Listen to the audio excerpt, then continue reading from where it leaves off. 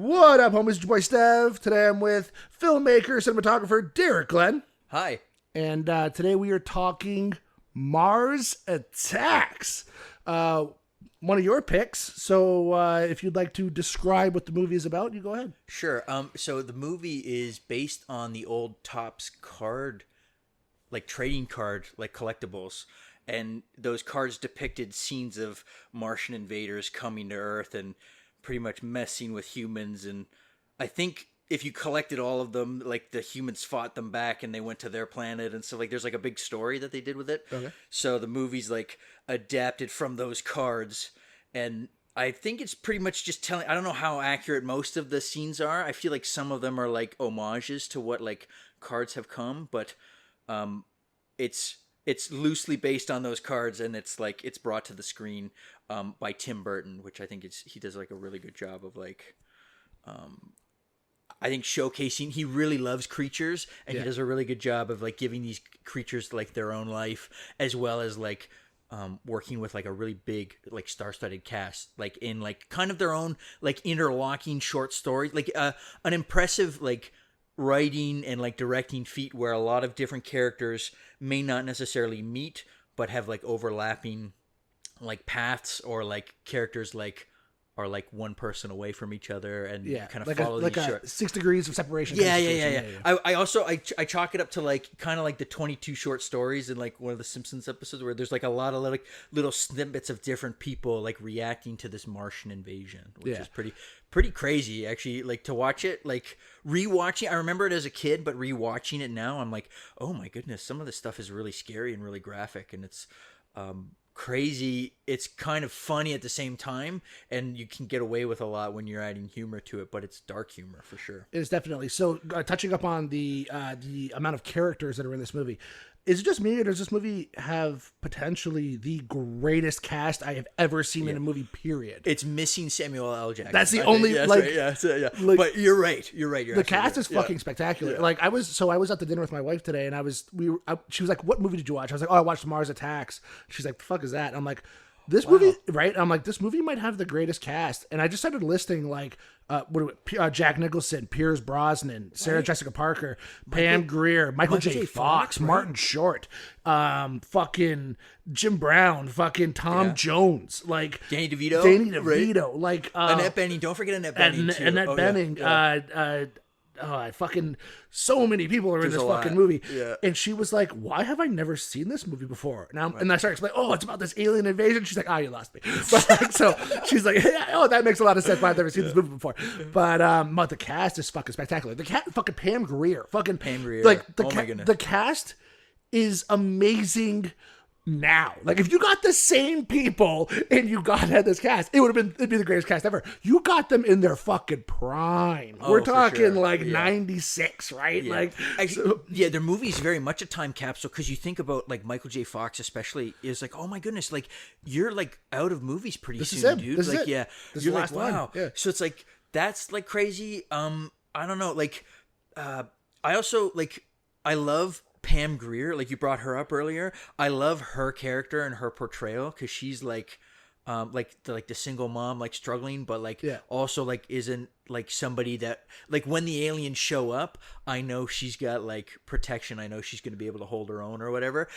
There was something really magical about this movie. It's like you're watching all these characters. Some are really bad people, and you can tell. Yeah, and you can tell the good people. Pam Grier plays, I think, a really good character, and the good people make like the best story arcs, and then the bad people, it's funny to see what happens, like 100%. Throughout or whatever. And it's like it tips you off, like rewatching it now, especially. You're like, oh, I know why that's like, I know it's coming, and I know why it's coming, right? So you're like, oh wow. So it's very like a very black and white movie. Okay, in a weird way.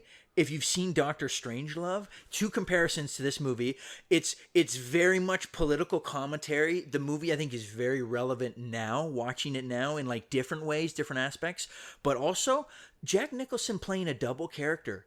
Jack Nicholson in this movie plays the president, but also like an industrial tycoon, like Art Land guy that's kind of like slimy and he's not a good guy. And when I was a kid, I knew it was Jack Nicholson both times, and I'm like, bro, like why is he like pretending to be this guy when he's the president? I didn't like it. I Okay, didn't clue in. It did like it didn't work for me. But Doctor Strangelove, Peter Sellers plays like how many characters? 3 characters. He plays in 3. That? He Right. was going to play 4. He was going to play Right. the Slim Pickens part as well. But Oh my goodness! So it's like it's crazy. Like what Mars Attacks was trying to do. Like not to compare it to Kubrick or whatever, but in that way, there's very much like a similar like comedy style like infused into it, and I appreciated this movie a lot more, and I feel like at the time this movie probably wouldn't be well received, and it wasn't actually, but Yeah.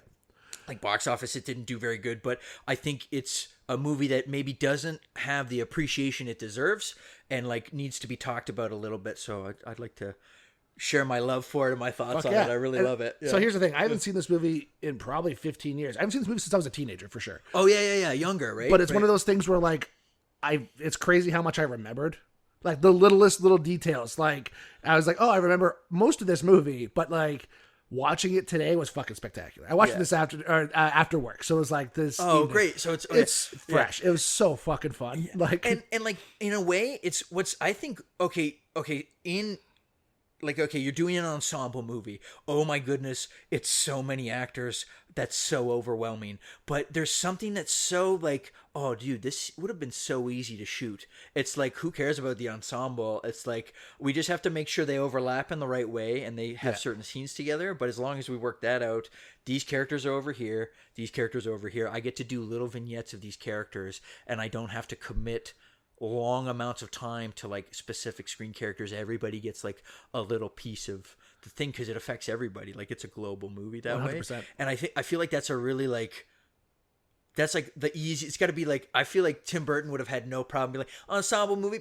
This is easy. I love this script. It'll be like a walk in the park. I don't know. Like I actually don't know his thoughts going into it or whatever. But like that's like I feel like an ensemble movie at its like bite size and like most manageable maybe. So no, and I think it works. So going back to the fact that it's a Tim Burton movie, it's also interesting how much this movie doesn't feel like a Tim Burton movie. There's only really one scene, if you ask me, which we'll get into more with spoilers. You'll get specific, But there's one scene I'm like, oh, this is a fucking Tim Burton movie all of a sudden. But for the most part, I'm like, oh, this is pretty like tame kind of Tim Burton movie. It's very bright. It's very like Tim Burton's very like expressionist.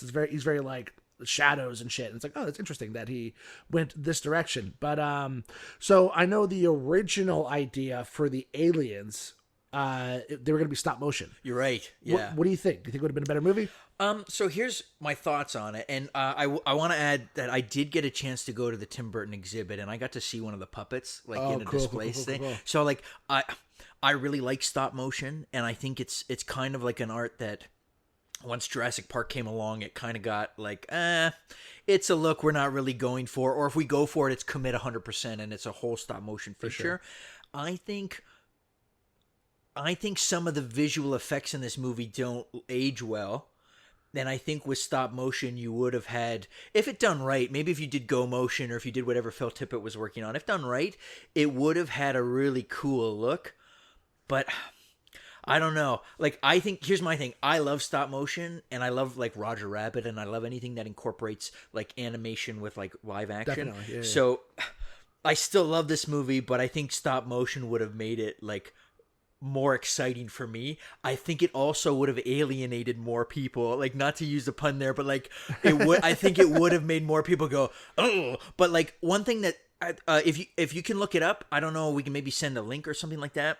I'm not even sure if it's on YouTube or wherever, but by the display of the puppet, which I wanted to take it out of the case and not steal it, but just play with it and maybe do like a little animation with it, because I'm sure it was so like flexible and stuff. But yeah, there was a stop motion test done with one of the aliens, and I'll tell you what, dude, it would have been a completely different movie. I think. Like you think if everything that's visual effects CGI was replaced with stop motion, I think it would have been a crazier movie. It would have been more expensive or something. I think the reason they went for it was going to be cheaper. It was cheaper, yeah. And I get that, but like especially because it doesn't do good in the box office, it's like you're like, whew, dodged a bullet there. It didn't like imagine, but like everybody knows Tim Burton for his stop motion. Like everybody thinks that he directed Nightmare, Nightmare Before Christmas, right? Yeah. So it's like everybody thinks like of him in stop motion. I think it maybe would have tied his signature maybe more to it. I think, whereas you say it feels like it's kind of like washed of his like touch a little bit, and in that sense, what I really love about Tim Burton is I think the movies that aren't gothic and like dark and like all like I love Pee-wee's like Big Adventure, dude. Like it's one of my favorites. And again, a simply made movie, like you can make movies simply and they can still be loads of fun. Like I think, right? So speaking of like another Tim Burton movie that came out, I believe right before this was Ed Wood. Oh, right. Another fun one, dude. I love it. I love that one, too. That's it. And, like, that's like your career with Johnny Depp blossoming, too, right? Or whatever. And I like watching that one is really fun, too, right? So we'll get into, one more thing about the CGI. So I think I agree. I would love to see a stop motion version of this movie. If we can find that test, we have to find it. I'll put it in the description. I will find it and put it in the description. Okay. But the one thing that does work though with the CGI is I do feel like it's cartoony enough that it doesn't really matter how bad the CGI is. It kind of works still. Oh yeah, like, you're right. The suits they're not very detailed. There's really nothing. The most detailed thing is the head and the face. Yeah. Everything else, even like I was even thinking like the robot at the end that's like chasing the truck. Sorry, that's kind of a spoiler, but not no, really. It's cool. It's all cool. But, I'm sure it was on the cards. I'm sure. Right. That was definitely in the trailer for sure. Yeah. But it's very. There's nothing really. There's not much to it. It's very just like one color, smooth. It's just like so it's like it's like okay they were going for a particular look, and it's like, and I think that's why the CGI works actually pretty well in this movie. Even like little effects, like there's like a headless person in the movie, not saying who it is, but like, and it's like, oh, it fucking looks great actually. Like for like the fucking 90s, it looks pretty fucking good. I remember being like as a kid going like, what the like whoa, and like okay, like look, noticing things now, like knowing how they did it, I'm like, bro, I could. Actually, if anything, the movie gave me a lot of confidence. I'm like, bro, like we could probably pull some of this off. Right? Like we could do this too. Like, there's little things. There's fun things they're doing too. Right? Yeah.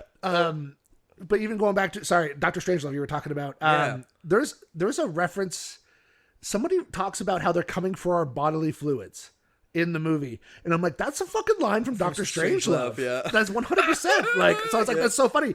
That's the first thing I thought of was Dr. Strangelove, and then every like war room scene after that, I'm like, oh, that was on purpose, 100%. But like that one caught me off guard. I was like, I think it was the general says it. He's like, they're coming for our bodily fluids. Yeah. They got it in there. Actually, that is another thing too. You want to look at like. Definitely the war room in Mars Attacks. There's some inspiration and stuff like that too, like for sure. Oh yeah, actually, the general was probably one of my favorite characters this time around. He's too. So ridiculous. Okay. Speaking of casting, so you were talking about Johnny Depp. So he was originally offered the role of Michael J. Fox's character. Oh, interesting. And he turned it down. I don't know why. I don't know why he would. He's been working with Tim Burton for a second there. You think he would have taken it? Here's the thing. I remember being like, oh, cool, he's in this movie, but like, oh, he's like a bad person. Oh, he's not a good person. Right, spoilers, but like, it's okay. Yeah. But I could, okay, here's my thing. I could see why he's like, nah, I'm okay. I could see why. So it's whatever. That's what you're saying. I think he's slimy. He's a little slimy. Yeah. Because you're right. Because you're right. There is definitely characters that are good and characters that are not good. Yeah. So you're 100% correct. Another casting decision, which, because I was thinking this the whole movie, and then I read it after the fact, and I'm like, oh, that would have been great. So there's a genuine lack of Michael Keaton in this movie. You got fucking Jack Nicholson's Joker. You got Danny DeVito as the Penguin. Where the fuck's Michael Keaton? Oh, my goodness. It turns out that he was offered the roles of both the president and the other Jack Nicholson role.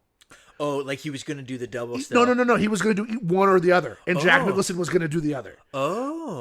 But Michael Keaton decided not to do it. So they offered Jack Nicholson. Oh, no. So I want to say they offered the president role to Warren Beatty instead. Oh, I see. And then he turned it down, and then Paul Newman turned it down. So then they were like, fuck it, we'll just give it to Jack Nicholson. And according to Tim Burton on some commentary, that stems from the producers saying, listen, we'll cast Jack Nicholson, but you're not allowed to kill him. He's too big of an actor. You cannot kill him. Oh, this is kind of a spoiler, but okay, so he's like, I'm just gonna spoil it. He's like, all right, I won't do that. And then he cast him twice, and he killed him off both fucking times. But oh, what a rebel that guy is. Oh my goodness, good for him. I don't know. I think it's great. Like I don't know, like. one thing that's cool about this movie, like I say, is that the bad people get what comes to them, and like in fun and exciting ways. So it's like in that way, it's like kind of know what the material is, and then like be okay with like Jack Nicholson dying. I don't understand that. Like, I feel like, okay, as an actor, you can't take yourself that seriously. Oh, 100%. That you'd be like, I can die in a movie. It's fine. Like, it's like, I want to say it's more like just the like the producers being like, we need to make money. You know what I mean? Who knows? But yeah, that's true. I bet too. that was a I thing. get it. You know, back in the day. I don't know. Yeah, that's okay. All right. Before we get into spoilers, you want to just give it a rating out of 10? What do you think? Okay, so I really like it.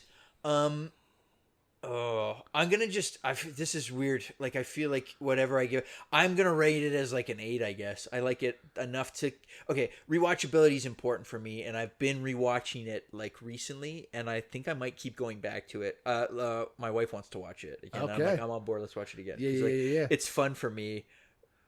Each time, like there's more to notice, and there's more things to pick out or whatever, and new things now. Like, I'm going the littlest things. There's so much going on in this movie that I actually want to watch it again too. You're right. Rewatchability 100% with this one. Yeah. I'll give it an 8 as well. Actually, I did not think I was going to give it an 8 going in today, but watching it today, I fucking really enjoyed it. It's like, maybe it's just a nostalgia thing, maybe it's just from my childhood or whatever the fuck. But yeah, it's definitely. Well, I feel like it's playing in both realms. It's playing on our nostalgia, but now, like, if new people come into this movie, I want to just let them know that there's a lot of striking similarities to what's going on in this movie is still making fun of, like, let's say, politics and like crazy, like recently, like, aliens have come up again and stuff like that, and I find that kind of fascinating that there's this ongoing thing or whatever of like a reoccurring alien like thing. So it's like, I don't know, that's fun. I don't know, like, if aliens are a thing, like this is a fun exploration of what they would do if they were just out to get us or whatever. Yeah. Actually, it's a spoiler thing. I have a theory about the bird, but like we have to get into birds and stuff like that. Okay, whatever. All right, let's move into spoilers. Okay.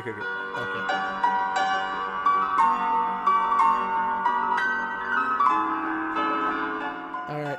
Yeah, I was eager to get into spoilers. There's a lot to say, and I urge people, if they haven't seen this movie, to go watch it because it's quite fun.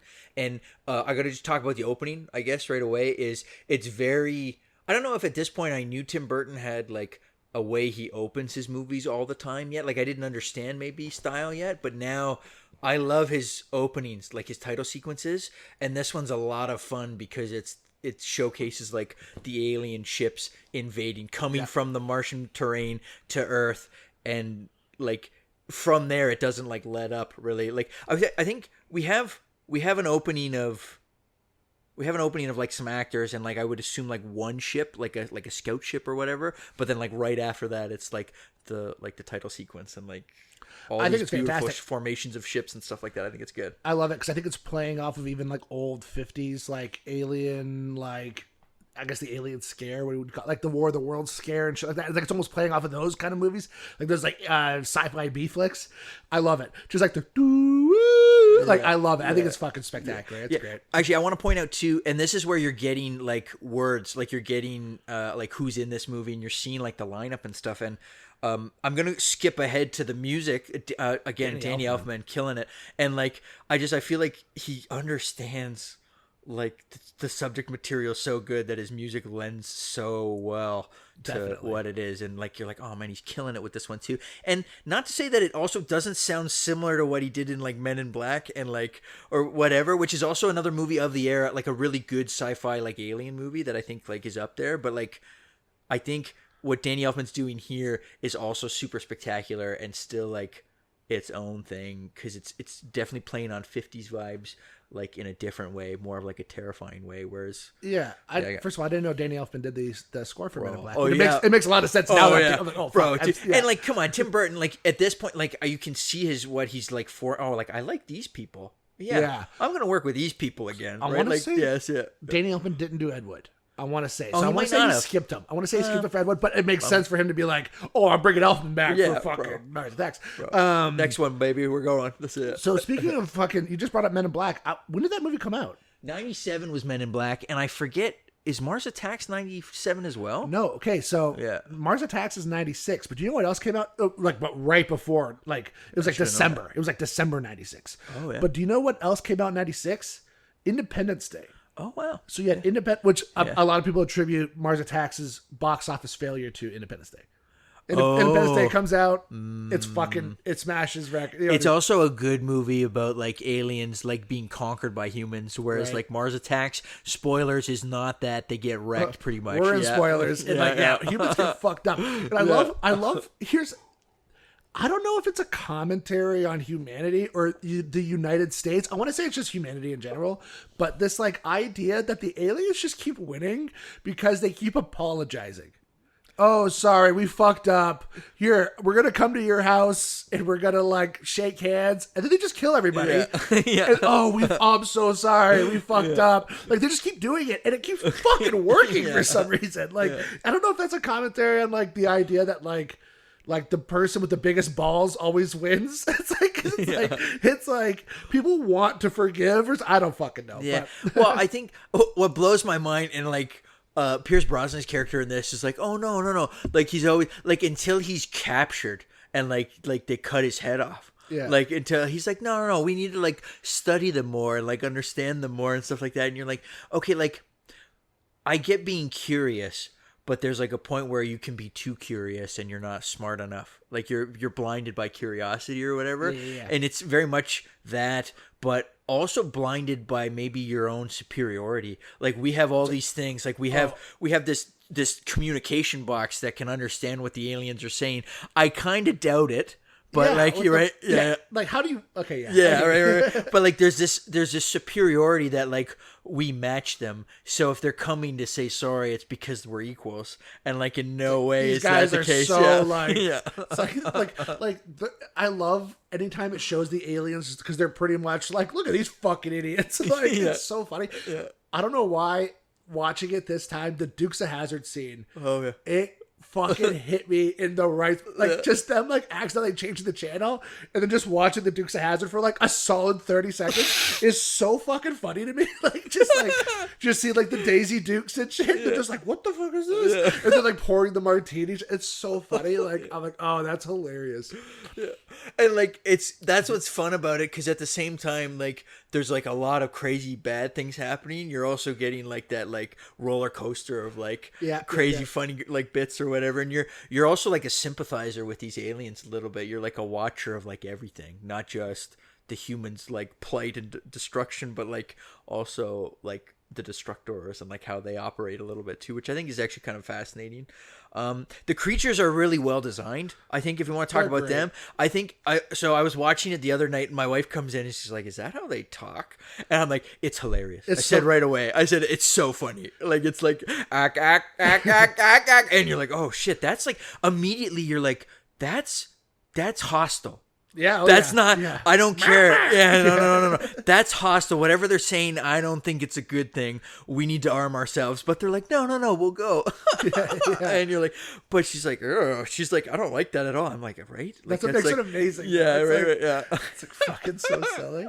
Apparently, from what I understand, the screenwriter didn't know how they were going to sound, so he just literally wrote "ack ack" wow over and over again. And then Tim Burton was "Oh, this is amazing." He's like, I'm not gonna write the language. I'm just gonna have him say "ack ack" in the script, and you'll figure it out later. And apparently, he didn't want to figure it out later. He loved it. No. So. But even I was listening to it, and there's inflection in it still too. Oh there's oh sorry, I'm blowing at the mic. But there's times where it's more aggressive and shorter or longer or whatever. So you're man, they probably worked it out in the sound booth, over and over. They probably maybe half hour. You've given me a couple of different acts. Okay, we're good. Yeah, it's we come in, and every time too, where they're walking around with the sound box and they're killing everybody, and it's we come in peace, we come in peace. It's fucking funny. That's good. That's funny. Good. Yeah. So the bird, I'm curious. Yeah. What was the bird? Sorry, Okay. So this is my thing, and I don't know. Clearly, they're triggered by birds, which I find is fascinating. About I feel they're triggered by all animals. Do they get triggered by something else? Because there's two bird triggers that I saw. I remember, and then the dog.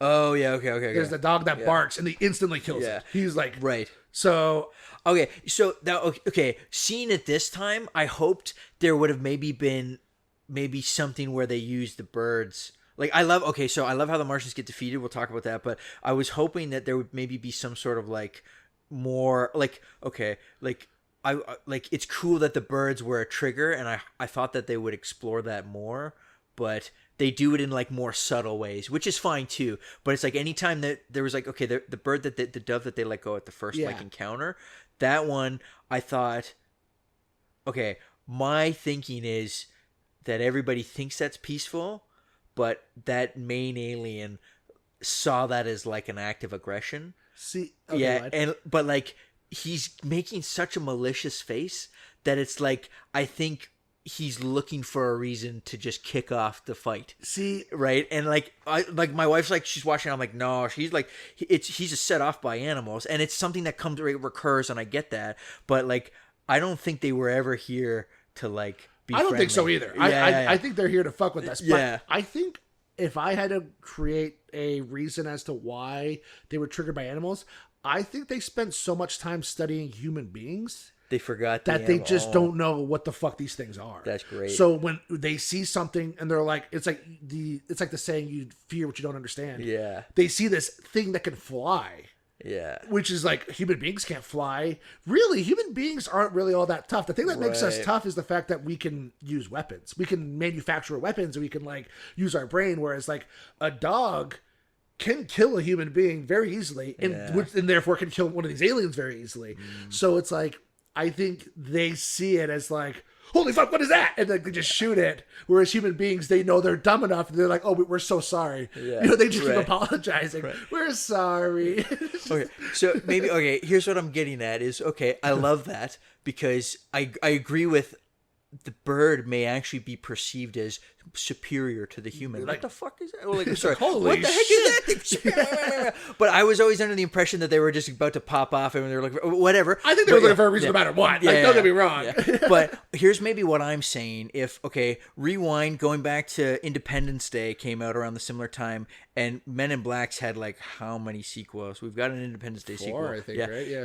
How soon before we get another 5, ensemble cast starring like a whole whack of new different people? Mars Attacks 2. I'm surprised it hasn't happened. Bro, explore the animal thing a little bit more, because I think that's one thing is like anytime there was like science people like looking at these aliens, there was a very like vague like general like veil about like what they were doing. Oh, sorry, I bumped the mic. Sorry. No, you're good. But I wanted maybe some more exploration to like how they would defeat them, because maybe, and like I don't know if this rubbed people the wrong way.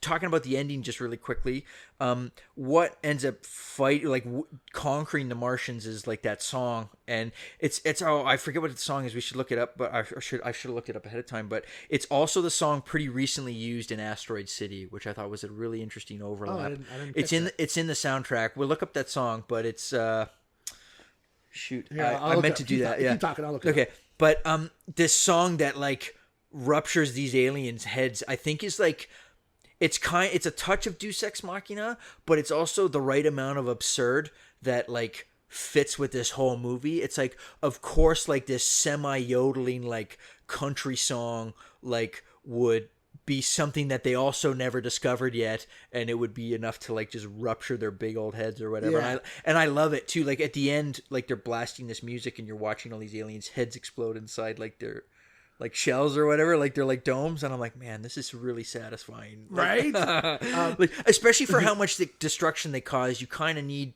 it. Still has a Hollywood ending, which I think is very important. Something silly that they didn't prepare for is what brings them down. Yeah, the song is called "Indian Love Call" by Slim Whitman. Yes. Oh, I highly recommend listening to it. It's in Asteroid City if you've seen it, but like I think that's also a movie kind of semi about alien, like definitely, like right. Yeah. So it's like it's interesting how this like song has like a through line like and connects to this too, which I think is kind of, there's a lot of different directors picking up different language and then like kind of subtly putting it in. I love this. Like, actually, speaking of movies that have fucking spectacular aliens, I love the alien in Asteroid City. Yeah, that's my favorite part of the movie. Here you go, a stop motion alien too, right? So it's like so it's like I think it's something that like again it's very unique, and I'm glad it's somewhere at least. So it's like we get a little touch of it or whatever, right? So so it's funny when I first saw it. Even today, I kind of thought, but I remembered So I thought initially the reason why the song killed them was because of the glass domes they were wearing.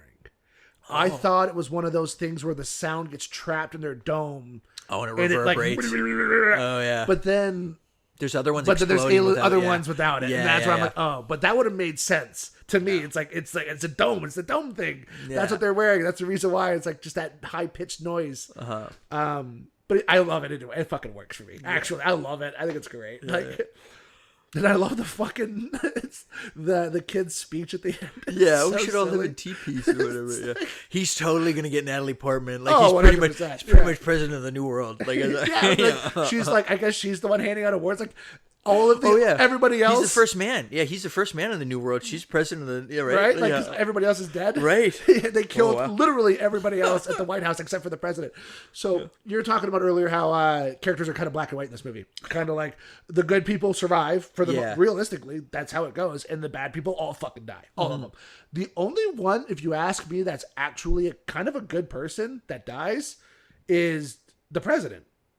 I actually think he's kind of a good guy. He doesn't really... Everything he says is correct. Yeah. And he's just like, I don't want to kill anybody. I don't want to nuke anybody. He's the only one that kind of dies. I don't know. And he didn't deserve it. Yeah, it's funny because it's like, I feel like he has to die in the sense that like that it finishes the aliens' plan. Yeah. Like it's almost like the reason he died was because he was the president, and it's like maybe my theory implies that whoever the president is just like an obvious mark. Like take me to your leader is a bet. Like he has to go. Definitely, like regardless, maybe right. So even if it was like Bill Pullman or something like whomever, like it's like he's got to go. Sorry. So it's like maybe, but like. I get what you mean, because I'm like, he was kind of like a bad guy, but I'm like, no, not really. Like, anytime there was, like, trouble, and he had his team of people, he was like, I thought he was doing what a good leader would do. 100%. Right? Like, because there's definitely the general, who is very much the, we're just going to fucking nuke them. Yeah. And then there's everybody else who's like, we should not do that. Yeah. And he was always on the other side. He was always on the side of, like, we should not do that. Yeah, it's true. It's true. Yeah, you know what? I'll say he did a good job as the president. He did the best he could, I think. But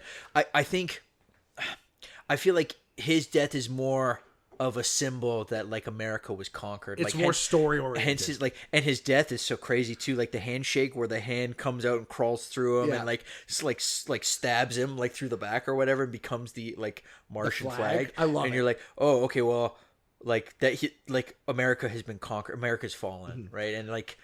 Unfortunate, but so you're right. The scene with the no, it's true. He was the only one. I think I can think of off the top of my head. Because even like his wife kind of sucked. Yeah. Everything she said was kind of the worst. Yeah, like, she was like one of those ones. I'm like, I'm surprised she didn't get it, even though she was like further away or whatever, like from the original encounter or whatever. But I also feel like. She was never happy with like the slimier dude, like Art Land's, like Jack Nicholson's, like slimy, like cowboy character. So I feel like she gets like kind of like she's not as bad as him. Pass. But, I was talking about the first lady.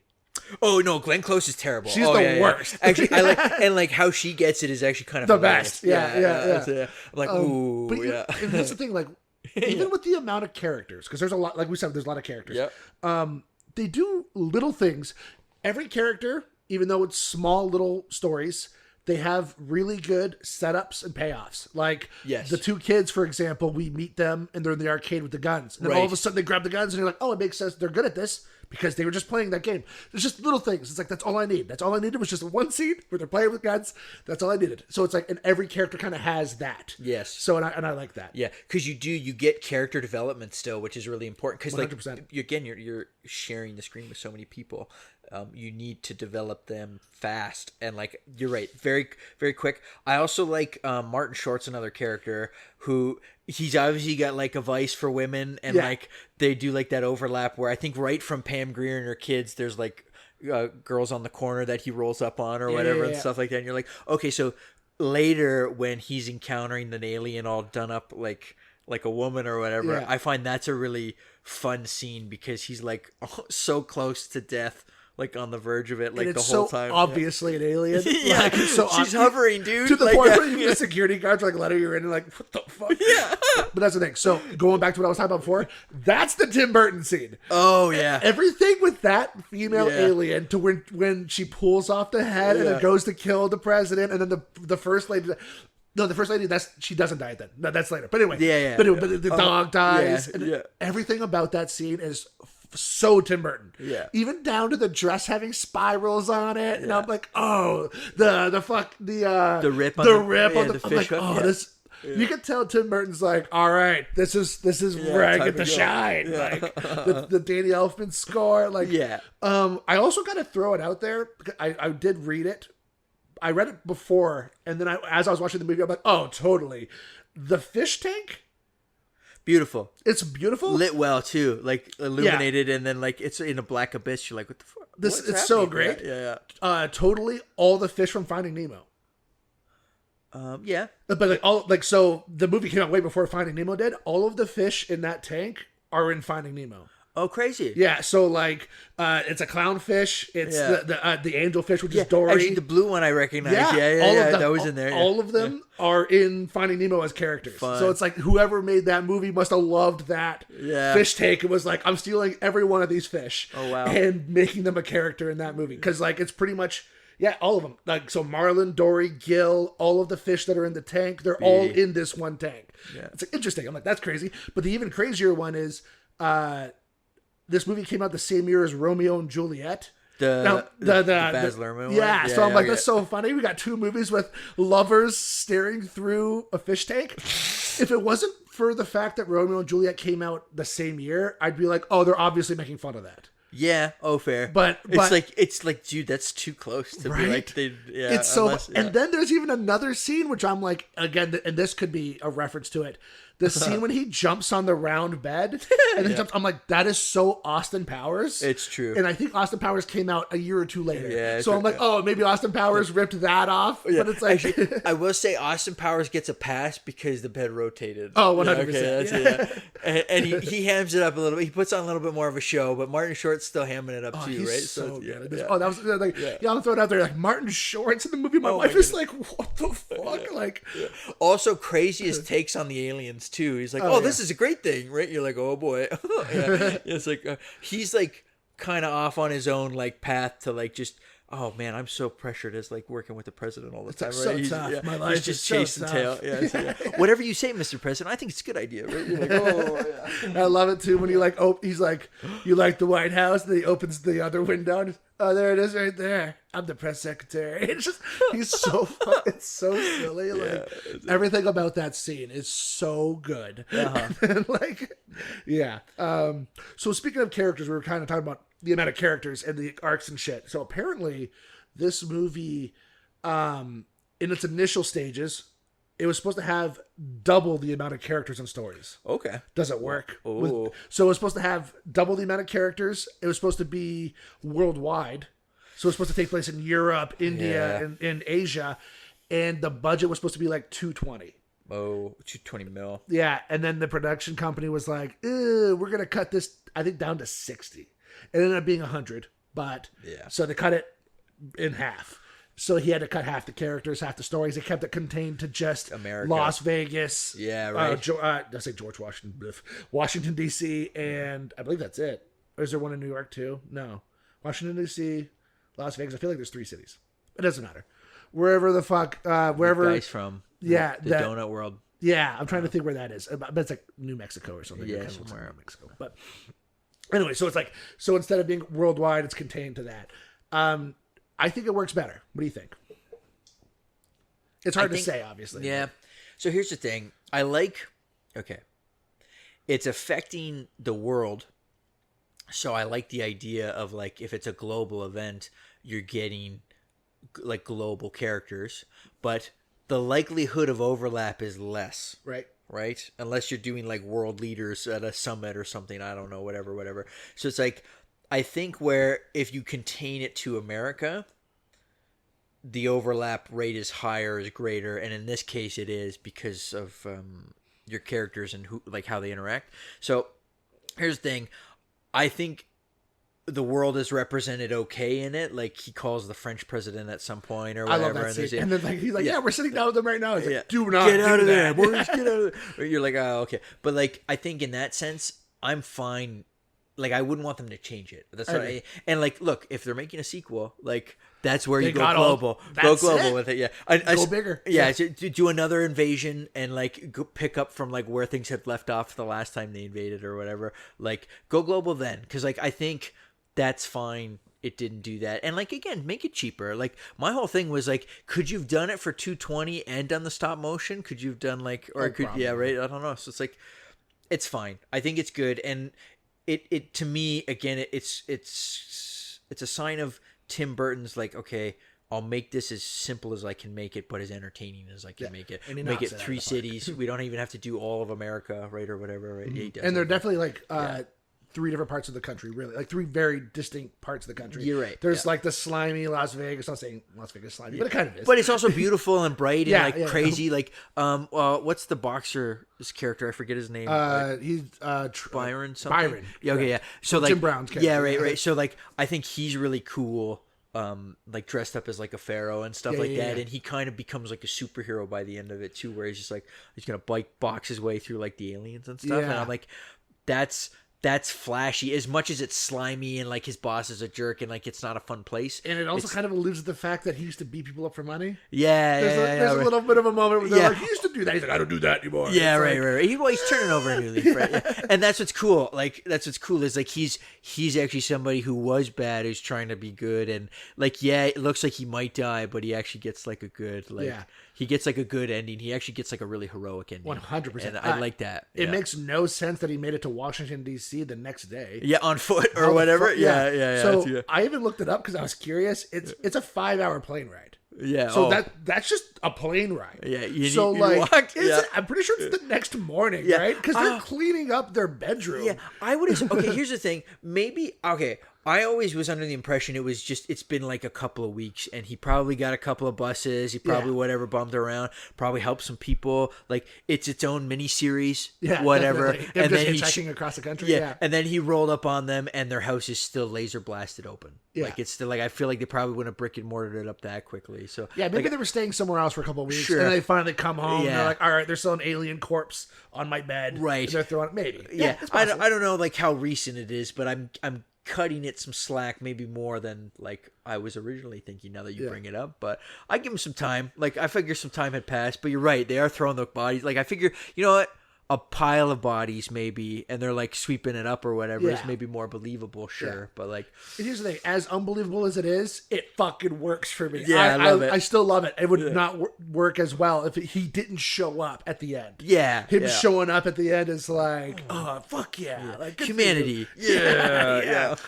And I'm gonna be honest, dude. The second he starts like pulling off his shit and he like puts his dukes up, why that little alien thought I'm gonna take him is crazy. It's like they're arrogant too, though, right? So fucking arrogant. And like the alien doesn't even swing. He just gets punched in the face like 5 times and then dies. Like, so I do like the fact that it took like 100 aliens to jump on top of him, and even then it was still fairly unbelievable because he just looks like he just swat him. He kind of reminded me of like Sauron at the beginning of the Lord of the Rings. He just swings his sword and like everybody flies away. It's kind of like that. He just so, which again, that's so much fun with those aliens is because they are so like caricatures. They're so animated and they're so goofy. They're like so you can, fragile. You can ham it up, right? Yeah, you can. Oh, dude, they look like you broke through them. Oh man. Anything else you want to say about the movie? Yes, we're forgetting some characters. I just want to mention Jack Black. He's in this movie, good. And he's like in it for like a little bit. Jack Black, right? Too, right? Young, like thin Jack Black, the thinnest, I think. Like I don't know, right? Like, but it's good. He's playing like a character like from the South or whatever. His brother is I forget that actor's name. Lucas Haas. Okay, and I like him. In this movie, especially, he's great. Though. Like he's even in Inception for a split second there, but he's the first architect, right? Yeah. He's great in the movie Brick as like the villain character, the Kingpin. He's so good in that movie. But like he's in a lot of movies. But like, go ahead, sorry. No, I was just it's like I like how as the brothers they're really juxtaposed. Like the one is again like a bad boy, like really nasty to him, but gets in his rah early, rah America, right? And right. so is his parents, rah rah America. Yeah. They don't even give a fuck about him or the nanny, like the grandmother, right? Yeah. So the fact that he's the one who saves the day, both of them are the ones who save the day. Yeah. It's interesting. Well, yeah, and like it's cool what's coming like in American history, like in like the not too near future, but there is like this weird like American like righteousness that like can blind you to actually like how evil shit is, or like how 100%. nasty you can actually be to the people who are actually the meekest, or maybe the more humble and like the more necessary, the smarter ones maybe even too, right? So it's like, dude, I think it was too much of a mirror at its time, held up to people, and they go, ooh, I don't like the reflection, and like they're just like, they didn't appreciate this movie maybe as much as they should have, or as much as I do, because I really like it. But Here's the thing. I appreciate you for not making me, but like saying we should watch this movie, because I fucking enjoyed the shit out of it. Yeah. And like I said, I probably saw it 2-3 times when I was a kid, enough that I I remember everything. I watched it. I remember every scene, even just little details, like when the head's in the jar and she screams and the bubbles, and I'm like, I just remember that very vividly. But there's just so many things that I don't remember at the same time. You're like, oh yeah, oh wow, yeah. Oh shit, and how like just well written and produced the movie is. It's just it goes, and it's like, it doesn't. How long is it? Was it an hour 40? Actually, I don't know the runtime. I believe I think it was an hour 40 something. It does. I remember saying to my wife, "It's like look at the runtime on it. Like it's like that's like."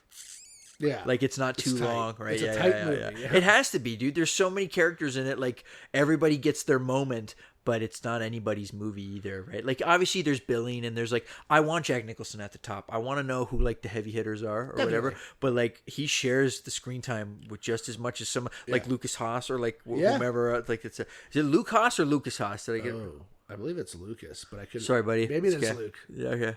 Shit. I feel like I'm pretty sure it's Lucas. I'm pretty sure.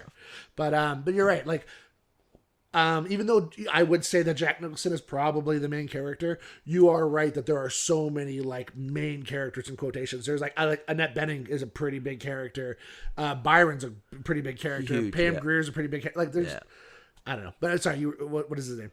I was gonna look it up. Sorry. I thought you. No, I was just making sure I got all my notes done. One second. Here, I'm gonna look it up. Hold on. Like so many good characters. Yeah, Jack Black is pretty fantastic in this movie as like the older brother who gets fucking decimated too. Yeah, like he doesn't make it for very long, right? Yeah. And we were also talking about Michael J. Fox earlier. So it's funny we were talking about how slimy he was, because he is very slimy. But there's also that moment, his last moment is kind of heroic. Weirdly, he like jumps to save her, but then he does this weird crawl thing where he's like, "What happened? Did you break your leg or something? What the fuck's going on here?" I don't know, maybe. And then he just gets obliterated. Yeah, but. I remember especially as a kid being like, "Oh, Marty McFly, no!" Like it's like I was like, there was so many. Every time I was like, "Okay, I like this guy. I'm gonna watch. Like he'll make it." And it's like, no, he died. Oh, he died real quick. Okay, then Pierce Brosnan, he's cool. It's like, no, he didn't. He's smart make it. as fuck. Yeah. Like, was this before or after Goldeneye? Oh, I feel like Goldeneye was 96. So it was the same year? Yeah, it must have been. Or like it come out the same year. Because if it was before Goldeneye, I would have to point to this movie as like, oh yeah, like if he could be James Bond. He could be James Bond. Yeah. Like because he's so suave. Oh, sorry, my bad. Goldeneye's 95. Oh, so it was right after. And it's Lucas Haas. It's Lucas. It's Lucas. Nice. Yeah. Because I know the guy. Because the guy who plays Jack Black's dad and Lucas Haas's dad is also in Goldeneye. Right, you're right. Yeah. He's the was it the FBI? Yeah. The FBI I was gonna say Felix, but it's not Felix. It's another guy, but it's like Jim something. But. Yeah, he's playing the American. He's playing the American contact for James Bond in Tomorrow Never Dies 2. But what's crazy in The Living Daylights, he's playing the villain as a completely different American like bad guy. Oh, really? Yeah. I don't know look it up. I forget that actor's name, but it's a weird one for me. But I kind of try to forget the Timothy Dalton movies for different reasons. I kind of like the Timothy. I think they're all right. Here's the thing: License to Kill is actually a really good action movie. I love it, but like, it's not the proper character for James Bond. I don't know. We can get into that in a different day. We'll do it. But the thing I did like about watching the Timothy Dalton ones. Just this is all I'll say. Okay, tangent. This is all I'll say is the juxtaposition between Roger Moore and Timothy Dalton. The characters are very different. So it's like almost like the way I kind of look at it is almost like the Batman movies. Like you got Michael Keaton, and then you got the George Clooney and Val Kilmer, which are like heightened. Those are the Roger Moore movies. You see what I'm saying? Yeah. And then you got like the Christian Bale shit, which is like the Timothy Dalton. Yeah. I would even go as far as saying the Robert Pattinson is like the Timothy Dalton because it's so dark. Yeah. You know I would hope that Christian Bale is a comparison to Daniel Craig. I like these Daniel Craig because he's like the perfect blend. Yeah. I feel like it's everybody's favorite too. It's like the more recent favorite that everyone's like, yeah, I can get behind that, right? Yeah. But like, I know what you mean because it's like you can't do James Bond with a different character the same way. So you have to you have to kind of just change. You gotta do in some something way. different. Yeah, right. I just too hot headed and not calm enough for me. That's all I'm gonna say about him. But like, I like those movies though. I watch them a lot. So it's like, okay, sorry, you're gonna say. No, you're good. You're good. I was just gonna say Daniel Craig's also very hot headed though too, which is maybe that he's. Because he's not my favorite though either, right? So it's like that's. Here's the thing. I also agree that Daniel Craig might not be my favorite Bond, but I think his movies might be my favorite movies. You see what I'm saying? They're well made. I really like Casino Royale and I really like Skyfall. Skyfall's amazing. Those two movies are fucking excellent. Yeah. I think Quantum of Solace is actually better than I remember. Oh, yeah? I watched it recently and I was like, I don't remember. I remember hating that movie walking out of the theater. Yeah. And I'm like, this movie's better than I remember. But then I don't really like Spectre and I really don't like No Time to Die. But why? Oh, we can get into that. Oh my goodness, this is turning into another one. We should talk James Bond. I think at some point, whenever they make the new one, I'd love to do a big deep dive. I'd be down. And 24 movies. We can do 24. And guess what? It's the year 2024, so maybe it's worth 24. it. Oh my goodness, the different kind of 24. Okay, I don't know. It's like, here's the thing. I do agree. I think they're worth all revisiting again because I actually really liked that last Daniel Craig one, but for a different reason. I think maybe because my life is like I'm a dad now, and very possible James Bond's not a dad. Spoilers! Oh my gosh, spoilers! But like James Bond isn't that for me, and I think if they're gonna do him now, they have to go young. They have to go kind of like go back in a time when cell phones were a little bit chunkier and like tech was a little bit like more or less reliable, and like you have to go back to the old ways. I'm not talking Kingsman like World War One. We're talking like the 60s, like back 70s, in the whatever. Like maybe not his first assignment, but like make it a timepiece, like make it a period piece. I would love it because here's the thing: when you are in the world we live in today, there's only so many plots you can really have. It's pretty much. I want to own a company that can spy on everybody, or it has to do with AI or something. Yeah. You know what I mean? There's really like, so apparently there was I want to say the original script for Tomorrow Never Dies. I could be wrong on this one, but it was a Pierce Brosnan movie. They had a script, and the original plot was that the world was too overpopulated. So like the world's over. So the villain's plan was he wanted to start a war between China and India. So because they're like the two largest populations. Like, they're big. So he wanted to pretty much just eliminate 2 billion people. That was like the point. Oh wow! But it got to the point. So James Bond was like, I have to stop him. But then once he explained the plan, James Bond was just like, actually, it's a great idea. And he kind of like was on the villain's side.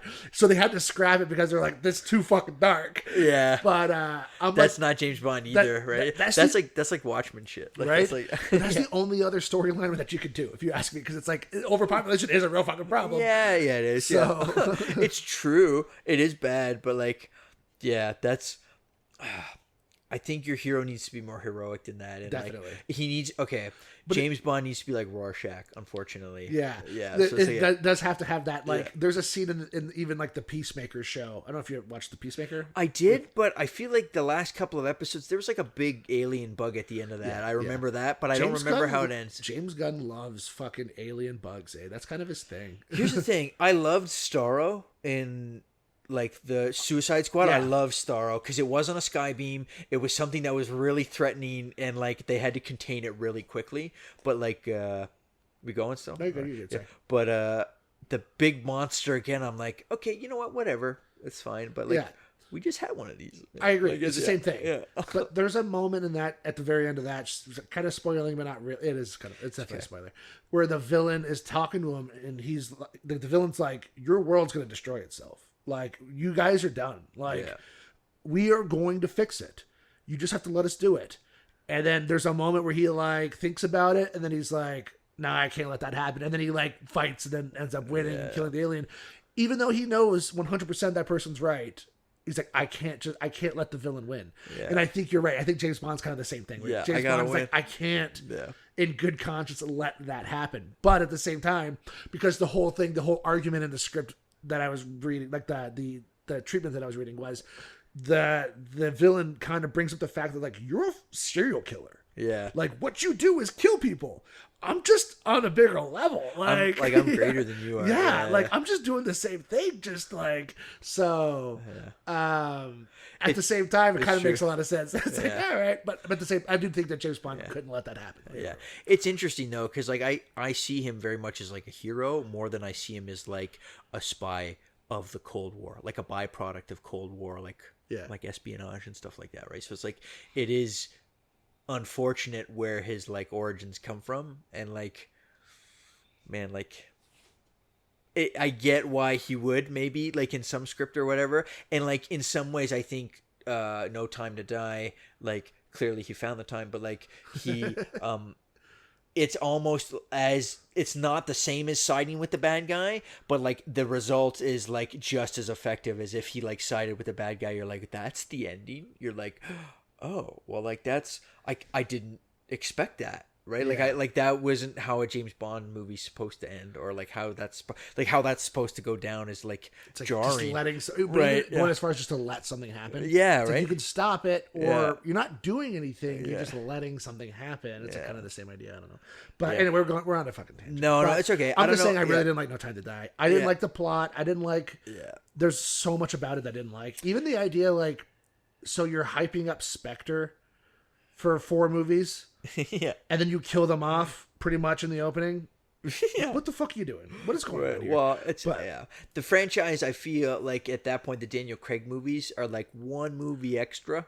Like it's a little bloated. But we could have like condensed it a little bit to 4 good ones. I don't know. I agree, but even Spectre was kind of not very good in my opinion. I thought he was a great Blofeld. I thought he was good, but it's like fan servicey. Right? I'm over Blofeld. It is. Yeah. Like I don't like, oh really? That's okay. It took 4 movies to get to Blofeld. Right. Like, okay, like but even like the idea that he's like, oh, I've been a puppeteer. I've been manipulating every person that you've been against the whole. It's like, all right, well, first of all, I could see Lashif or whatever, Mads Mikkelsen. Right. I could see it. Maybe he worked for Spectre. He was kind of a bitch. It made sense. I could see Green, also a fucking bitch. I didn't like him either. Oh, yeah. But Silva, like, he's his own there's entity. no fucking way you were controlling that guy. Yeah. There's just no way. Yeah. Like, you can say all you want. Oh, yeah, he totally did what we said. Like, first of all, he died. That's the only reason why you're talking shit now. It felt like a retcon. It felt like it was like, oh, don't try to associate this one with that one. No, like it can be a loose follow. It doesn't have to be so, because it had nothing to do with destroying the world. Right. It all had to do with I want to kill M. That was all what the whole fucking he was laser focused, dude. That's all it was about. It was like I want to get revenge on M and the MI6. That works. Yeah. Why do you have to? Oh, Spectre was controlling him. No, you were not. You just weren't. I'm sorry. Like the other two, it made sense. Like was that Lashif? Is it Lashif? Yeah. Anyway, Mads Mikkelsen, the villain. Yeah. Like he was a great villain, but the whole time, the whole movie, the only reason why he was a villain in the movie was because he owed money to somebody. Yeah. Like he lost money and they were going to kill him. So he's like, I have to get this money really quickly. Like that's like, so he wasn't a big bad. There was nothing really like, you know what I'm saying? Like he's a pretty big villain, but he's not that scary because there's somebody else that he's afraid of. Yeah. That like, so I don't know. I think it was a mistake to try to connect all the villains to like one organization. I think it would have been just fine if you could try to establish a threat from Blofeld like by himself, like just in that movie, and not try to have to tack on the other movies and make it. And I feel like at this point too, like we were heavy into like the MCU connected universe, and I'm sure that bled into like their thought process too, because it's like, oh, we have to make them all connect, and like, no, you don't. Like, there's already enough connecting tissue. Just tell me a good Blofeld story and try to wow me. You know, it's another unfortunate thing about that movie is it's got like the biggest explosion in it on screen ever. Yeah. And I'm like, I'm so desensitized by CGI, or like the scale of it is just not impressive to me because maybe they're in it in front and center in it for too long or whatever. But I feel like I'm like, that looks really expensive, I guess. But like, it's true. It's apparently like they did another thing too, where like the helicopter that wrote like flips apparently, and stuff. yeah. Apparently, you've never seen it twice or something. I don't know. Yeah, or like barrel rolls or something maybe. Like again, like push the envelope. That's what the James Bond movies are about. Is like pushing the envelope as far as like what you're capable of doing as stunts, and like you're pretty much setting world records when you're making one of these, right? So it's like I get all that, but it's like it's still, if the plot is like flimsy or like not as like, oh, we want to like the main goal is to just connect them all, like. Oh, it gets rough. That's okay though. Anyway, bringing it back to Mars Attacks. Back to Mars Attacks though. That was a tangent. We were a little bit tangent. Yeah. That's good. I will say though, because going back to that, you were saying like CGI is desensitized me, and like even just movies in general these days. Don't like. I was watching Mars Attacks today, and that scene where the alien kills the bird the first time, and it's just chaos. I'm like, they don't really make movies like this anymore, eh? No. And it's like, it's just nice to see. Like, they must have got like, an actual like 100 people to just like run around. They got explosions. Yeah. They got like Jack Black's fucking running, like, and it's like just a big set. And it's like, you just don't see that anymore. And it's like, they don't make movies like this anymore, really. Like, these like. Well, you think about the time period too, and like CGI is relatively new still. Like people are working with it, but you're working with it in limited capacity, and you're like, how much can we do in camera still that makes the CGI cheaper, right? Definitely. Or whatever, right? Like the explosions are real, and I love even too at the first encounter when chaos, everything's popping off. The skeletons just everywhere. Like some are all red, some are all green or whatever. I'm like, ooh, really fast, very scary, but like also bright fluorescent green and orange, so it's kind of like poppy and like it's you don't see that normally, right? Like destruction is like the bones black, are like white like or ash. Like ashy, and so you're right. Like there's not that like vibrant color in there, so there's and it's throughout it, like a lot of vibrant, like really pretty colors. Even their robes, sparkly red and blue and stuff like that. A lot of eye catching like. Candy in it or whatever. Speaking of which too, Sarah Jessica Parker, I think she's doing a really good job being like great. The View host or whomever or whatever. She's doing a lot of fun things, I think too. So it's like, I miss her. I recently watched Footloose, and she kind of reminds me of my wife a little bit. I told her that or whatever, and I'm like, oh man, like Sarah Jessica Parker is like, I like that energy. I don't know, like. Comparing her now, it's like what we got. Anna Kendrick's like, I feels like the closest kind of like energy we have to that, and it doesn't hold a candle. I miss her. She should be out more. Yeah, I'm trying to think of the last thing I ever saw her in. Right. I guess the Sex and the City. Sex and the City thing. I feel like that's like the end of her career. Maybe like she's well known for that. Like that's a good way to go out on. I think maybe or whatever. Right? The same with like because she's married to Matthew Broderick, right? Yep. Yeah. Who would have actually also knocked that role out of the park, the Michael J. Fox role. It's true. Matthew Broderick would have fucking annihilated that role. Actually. Yeah. But Michael J. Fox was so fucking good that it doesn't matter. Like, no, it's okay. I'm glad he's in it because it's like, it's a bummer. I'm just glad. Yeah. No, it's a bummer. Yeah, because it's like because he does this. This might be his last do this or Frighteners. It might be his last one. I'm not sure, but you could just so apparently like, it was he was definitely diagnosed at that point. And the scene when the alien, that chaos scene, apparently he was really badly shaking that day. But they made it look like he was afraid. Oh, yeah. They're like, we'll just make it look like he's not saying anything because he's afraid. And it's like, so it kind of works for the character.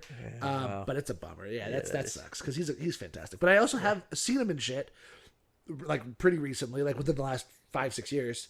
I want to say he was in like The Good Wife, or it was one of those legal dramas. But he's fantastic. He's so good in it. Like, seeing Michael J. Fox and stuff like this makes me bummed out that we never saw a Michael J. Fox Flash movie, because he was apparently cast as the Flash in like the 80s.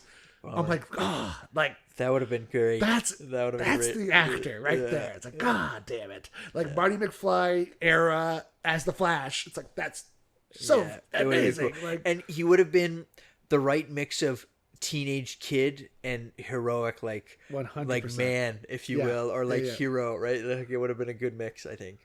And way over his head too. Oh well, like you know what? Here's the thing: we'll get a good Flash movie one day. One day. Ooh, that's good. Maybe if Tim Burton's in the market, maybe I'd probably he's gonna make a Superman, so it's like I'm sure he could have made like a really sweet Flash movie too or whatever, try to make a whole universe out of it, right? Yeah, so really. Like, whatever. That's good. Do what you want, man. Really like Mars Attacks. I'm looking forward to the sequel. I just so put they that are out. making a sequel. No. I just want one. I'm putting that out in the ether. I'm so confident. But like, you know what? They are making a sequel. Yeah, they better. And like, all I'm saying is, you don't need anybody from the original one. But I'm sure Natalie Portman would love to be in it. Is she the president now? I'd love it. The female president would make sense. Love it. Oh, that'd be great, actually. Bro, and like, make it. She's the only returning character. Sure. Okay, no, you have to have two. You have to have two. Have Lucas Haas back too. Like have them as the first man or the first lady. Yeah. The only other one that I think would be fucking amazing. So you got them two. At the very near the end, they end up in Las Vegas again. They go on a stage, and Tom Jones. That's the only other person that has to be in it. Like, actually, that's another. I love that. I love that Tom Jones is playing himself in this movie. That's also a really nice touch, like on the movie. Like he gets tacked in there, and like the music number where like the lead singer or the backup singers get replaced for aliens is so like comedically funny. Again, like another reveal for like chaos to unfold or whatever. It's so much fun. Yeah, I'd love Tom Jones back too. Oh. That's it. Yeah. That's all I got though. Yeah. A great movie. I can't recommend it enough, but it's of a political satire that I would liken to like Doctor Strangelove. I would even say like not so much, but like we're talking about like on the more like not so happy side of things. Like Don't Look Up, we kind of had like a bad but like political satire like angle. So. But like highly recommend it. Go check it out. You love it. Or if you don't, let us know. So, that's all I got. Till next time. You want to do the bye. Bye. Yeah, it doesn't work with two dudes as well. Whatever. We don't have to do it. I'm just playing.